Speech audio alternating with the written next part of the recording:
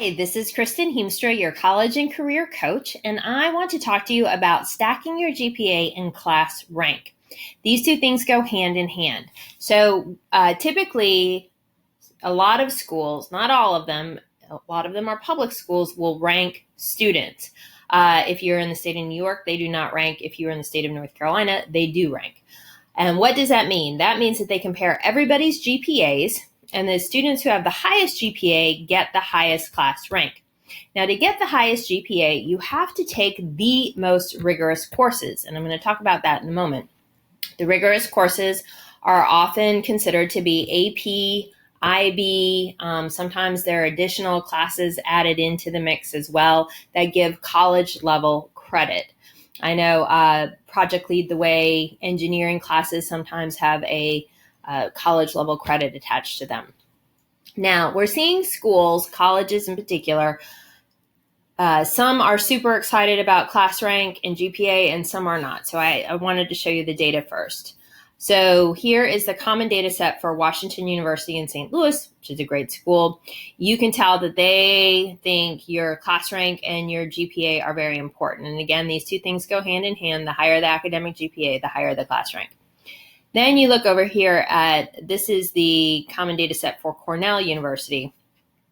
And I wanted to show you here, they're not as interested in class rank. They do want to see the high GPA, but the rank is not as important to them.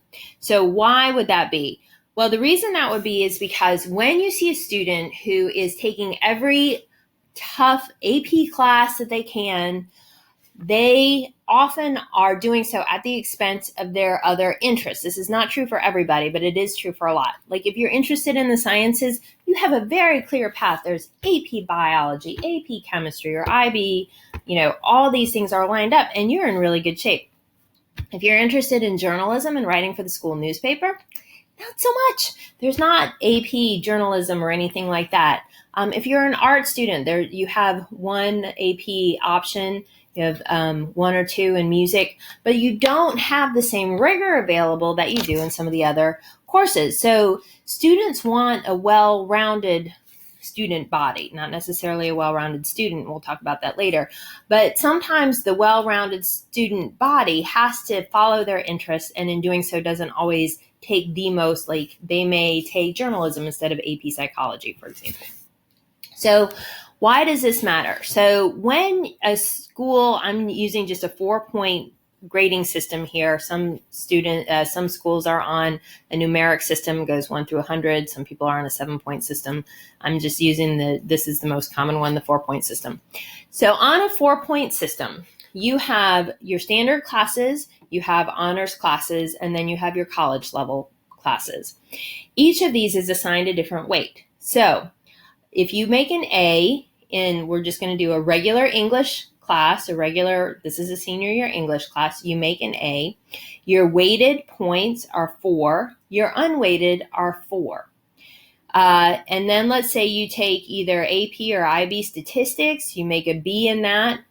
Your weighted points, if you notice, are 4, even though you made a B, because there's an additional +1 added to the GPA. Your unweighted now comes down though to a 3 because the additional weight isn't in there.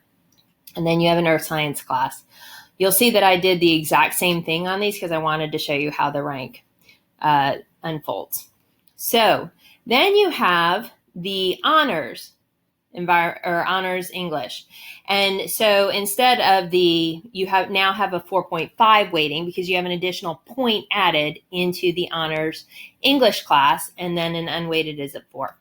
And then you have AP English Lit, which is available to most seniors, and you get a full extra point for that. And then again, you see the unweighted is staying strong with the 4.0.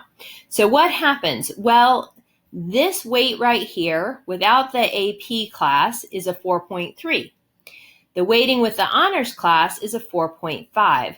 The weighting with the AP class is a 4.66, or rounded to a 4.7. So that's where you see the rank then come through. The rigor is more intense here, less intense taking the regular classes. So that is what schools are looking to see: students take the most rigorous courses available to them in certain subject areas. My advice to you is to pay attention to that, but to also pay attention to what your student's going to do the best in. You do not want to pull a C if you can avoid it. If you can't avoid it, you can't avoid it. It's certainly not the end of the world, and there are lots of colleges there for you. But if you want one of the more rigorous colleges, avoiding C's is kind of a good thing. So that is how the ranking works with the GPA.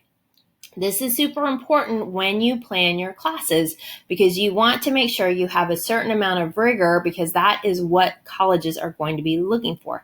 Have you really challenged yourself? And if the answer is yes, you're in good shape, my